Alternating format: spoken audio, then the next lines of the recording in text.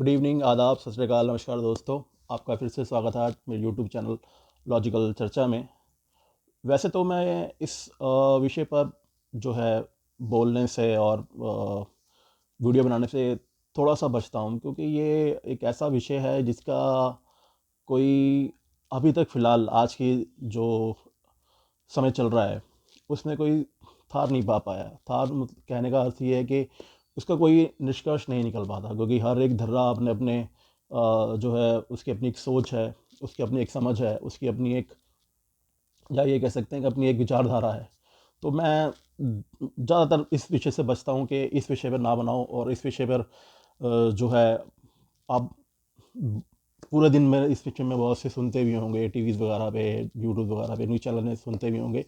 तो मैं इसमें बहुत बचता हूँ दोस्तों। मगर फिर भी कुछ ऐसी बातें हैं जो मुझे लगता है, जो हो सकता है शायद आप भी वही ऐसा सोचते हो जैसा मैं सोचता हूँ।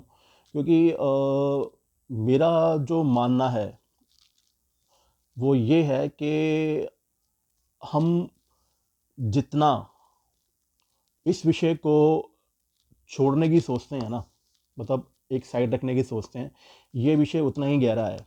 गहरा, अगर इस तरह से कहें कि हम अपनी जिम्मेदारी से बचते हैं। हम साफ साफ मैं ये कहना चाहता हूँ, हम अपनी जिम्मेदारी से भागते हैं। हम क्यों नहीं इस पर बोलना चाहते हैं? क्या हमें किसी बात का डर लगता है, या हमें ऐसा कोई लगता है कि हम अगर इस चीज़ पे बोलेंगे तो हमें जो है वो एक संकीर्ण मानसिकता का रोगी माना जाएगा कि नहीं, ये तो हमेशा उल्ट सोचते हैं, हमेशा सही नहीं है, इनकी जो है सोचना हमेशा गलत ही है, हम तो सही नहीं सोचते हैं। तो इस जो ये विषय है, जो मैं जिस विषय पर आपके साथ एक चर्चा करना चाह रहा था आज, और मैं आपके सामने वो विषय रखता हूँ कि क्या, जो आज का विषय है कि क्या सत्ता सवालों से घबराती है? हो सकता है आपके दिमाग में ही हो कि इन 11 सालों में अगर देखा जाए वर्तमान सत्ता का जो हाल है, और जो उनका एक या ये कह लीजिए कि उनका जो एक प्रायोजित जो कार्यक्रम चलता है दिन भर, तो क्या वो सवालों से बचना चाहते हैं? क्या सभी सवाल विपक्ष के लिए हैं, सत्ता से कोई सवाल नहीं है? अगर सत्ता से सवाल किया भी जाता है तो जैसे हमारे अगर कोई दिल्ली विधानसभा में, जैसे मैं दिल्ली से बिलोंग करता हूँ, तो दिल्ली विधानसभा में हमारी जो मुख्यमंत्री हैं दिल्ली की, श्रीमती रेखा गुप्ता जी, मैं उनका एक पीछे क्लिप देख रहा था उनकी। तो वो दिल्ली विधानसभा में रो रही थी, ये कहते हुए कि मेरे पर बहुत से मीम्स बनाए जाते हैं। अच्छी, ये एक गलत बात है कि इस तरह से किसी भी जो नेता, सत्ता पक्ष नेता विपक्ष के का ऐसे हमें मजाक नहीं उड़ाना चाहिए। मगर अगर उनके पीछे के काम के देखा जाए, उनके 9-10 महीने की जो कार्य अवधि है उसको देखा जाए, तो इसमें अनगिनत ऐसे क्षण हैं जिसमें वो हमेशा ही एक गलत जो है वो तर्क पेश करती नजर आती हैं। अभी हाल ही के दिनों में आपने सुना होगा कि अभी, मतलब देख के लिटरली शॉक हो गया कि दिल्ली में पंजाब से बुलेट ट्रेन चल रही है, जिसका तो कोई अभी प्रस्ताव भी पास भी नहीं है। मेरे कल शायद दिमाग में भी शायद किसी के नाम उनके हो, तो मैं कह नहीं सकता। और दूसरा, जो वो उनके बहुत से ऐसे विषय हैं, मैं ज़्यादा बोलकर उस विषय को, वीडियो का ज़्यादा लंबा नहीं करना चाहूँगा, क्योंकि वो हमेशा उनका कोई ना कोई हर दूसरे तीसरे दिन ऐसा कोई ना कोई बयान निकलता रहता है जिसका कोई अर्थ ही नहीं होता। मतलब वो पता नहीं वो कहाँ से ऐसे तर्क लेके आती है, वो तो मैं नहीं जानता। मगर इन तर्कों के बावजूद भी अगर कोई उनसे प्रश्न कर रहा है तो उस प्रश्न से भी उनको चिढ़ होती है कि क्यों ये इनसे प्रश्न किया गया है। मुझे समझ से बाहर है कि वो ऐसा, मतलब इतने जिम्मेदारी वाली पोस्ट पर बैठ के ऐसा व्यवहार कैसे कर सकती हैं? मतलब इतनी बड़ी पोस्ट पर आप बैठे हो, आपकी बहुत सी नैतिक जिम्मेदारियां हैं, अब आपकी बहुत सी सामाजिक, आपकी बहुत सी राजनीतिक जिम्मेदारियां हैं, उसके बावजूद भी आप ऐसा कैसे बोल सकते हो? दूसरा अगर बात करूं तो वो तो, अगर मैं उस विषय को छेड़ूं तो जो है बहुत से मेरे जो शुभचिंतक हैं, मेरे दोस्त, बहुत से दोस्त हैं, बहुत से दोस्त नाराज़ हो जाएंगे मेरे से, क्योंकि वो विषय ही कुछ ऐसा है। उस विषय में अगर मैं बात करूँ तो हमारे प्रधानमंत्री की बात है। हमारे प्रधानमंत्री, मुझे नहीं लगता कि हमारे प्रधानमंत्री जो हैं वो कभी भी सवालों को ऐसे चुनौती लेना चाहते हैं।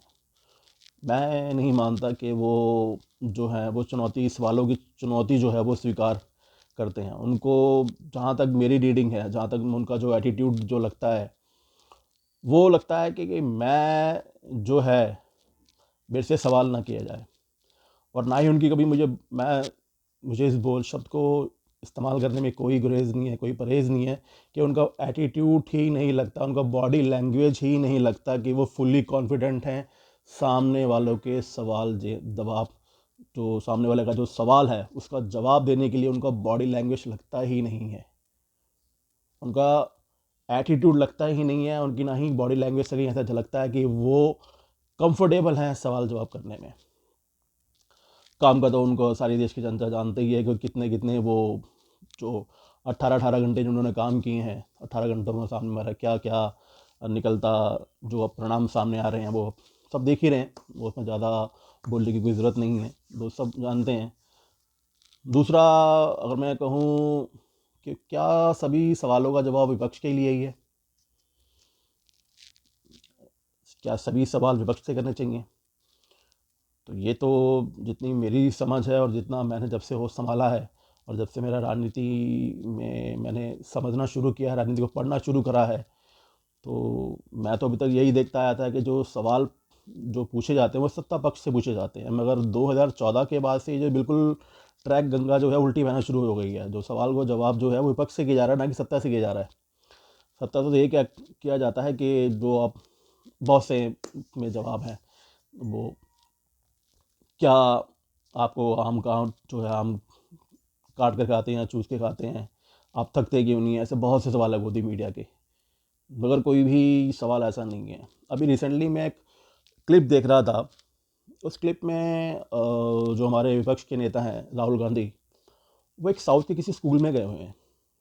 तो वहाँ पर उसमें एक बच्चे ने उनसे पूछा कि सर आप क्या जो एआई है उस एआई को आप कैसे देखते हो, क्या एआई बहुत ज़्यादा ज़रूरी है? जो मुझे मतलब एक लब्दो लबाद यही था कि वो मतलब एआई से अब क्या है उसमें। तो उसका एक मैं मीम्स देख रहा था, ट्विटर पे आ रहे हैं, इंस्टाग्राम पे भी बना रखा है लोगों ने, मतलब फेसबुक पे भी आ रहा है कि उनके जो सवाल था, जैसे उनका एक पुराना वक्तव्य था कि सोने से आलू निकलता है, वो छोटी सी क्लिप को जिस तरह से तरोड़ मरोड़ के पेश किया गया था और उसके बाद उनको पप्पू घोषित करवाया गया, जो हालांकि साबित नहीं हो पाया, करोड़ों रुपये खर्चा गया, तो मगर वो फिर भी साबित नहीं हो पाए और उल्टा जो सवाल जो है सत्ता पक्ष पे ऊपर ही आ गया है कि इतना करोड़ों खर्चने के बाद भी वो पप्पू क्यों नहीं बन पाए अभी तक। तो मगर उनका जवाब जो एक बहुत सदा था, उससे अगर आप कोई बुद्धिजीवी होगा जो वो ये जानता होगा तो वो ये ज़रूर समझेगा कि उनके अर्थ का क्या मतलब है। उनका सिंपल सा कहना था, मैं एआई के ख़िलाफ़ नहीं हूँ, एआई बहुत अच्छी टेक्निक है, मगर वो अगर सही हाथों में हो तब हमारे बहुत काम की है, वो तब तक वही काम की है, तब तक बहुत ज़रूरी है, तब तक वो सही हाथों में है। आजकल एआई के ज़रिए बहुत से क्षेत्रों में बहुत सी नौकरियों पर सवाल उठ चुके हैं, कईयों की नौकरियां जा भी चुकी है इससे। तो एक टेक्निकल रेवोल्यूशनरी जो है ये, इसमें आपके एआई का जो दौर है वो बहुत ख़तरनाक भी है और बहुत साइंटिफिक भी है। ख़तरनाक में सेंस इसने कहूँ कि इसने हर एक चीज़ पर आप नहीं जान सकते तब तक आप उसको डिटेल में नहीं जाएंगे कि ये जो एआई द्वारा जनरेटेड है या नहीं है।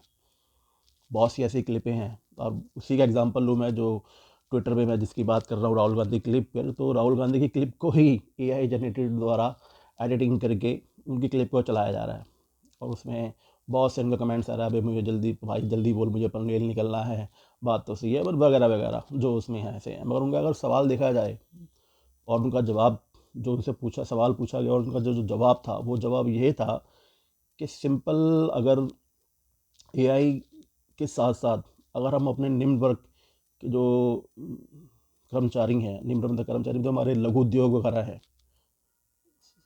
तो लघु उद्योगों की तरफ अगर हम ध्यान दिया जाए, उसकी तरफ भी अगर हमारा फोकस हो, तो जो है वो बहुत एक बढ़िया चीज़ है।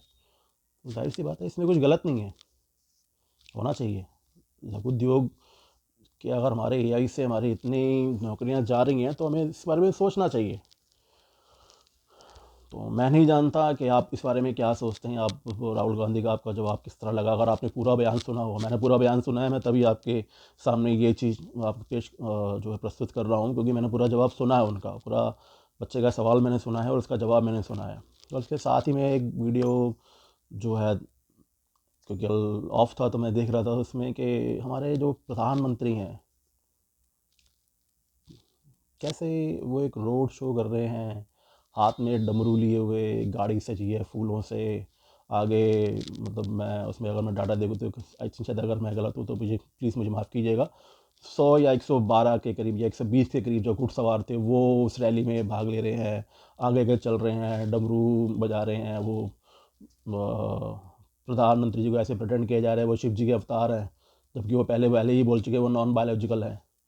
तो क्या आपको लगता है कि ये हमारे जो प्रधानमंत्री हैं, एक प्रधानमंत्री के, आप धार्मिक हैं उसमें कोई बुराई नहीं है, धार्मिक मैं भी हूँ और हर किसी को होना भी चाहिए, ठीक है, हमें जो है इसमें कोई बुराई, मैं नहीं बुराई मानता। मगर एक धर्म को अगर हम धर्म की तरह ही रहने दें, उसको राजनीति में इसका ना प्रवेश किया जाए, तो मैं तो ज़्यादा ये समझता हूँ कि को धर्म से ही चला जाए ज़्यादा बढ़िया है। अब उसमें वो दिखा रहे हैं कि वो हनुमान जी को पतंग बना के उड़ा रहे हैं, तो क्या इससे सनातन धर्म की जो अ, आहत नहीं हुई है? जो उनकी जो फीलिंग्स है सनातन धर्म की, जो है जो भावनाएं हैं जिसे हम कहते हैं, जिसमें हिंदूवादी जो धर्म जो लोग हैं वो खड़े हुए रहते हैं कि हिंदू जो है वो हमारी भावनाओं को आहत किया गया है, तो वो बाकायदा पतंग बना के हनुमान जी की उड़ा रहे हैं। हम क्यों अपने हिंदू धर्म का मजाक उड़ाते हैं ऐसे, और अब इसका हम दोष दूसरों को देते हैं, हम खुद उसकी पहल करते हैं और नाम दूसरों को लगाते हैं। भाई जब हम खुद उड़ा रहे हैं तो दूसरा तो उड़ाएगा ही ना, वो तो हमसे इंस्पायर हो रहा है, बोल रहा है भाई ये तो खुद उड़ा रहे तो हमें क्या गाड़न क्या दिक्कत है। और जब कोई दूसरा उड़ाता तो हमें मिर्ची लगती हैं।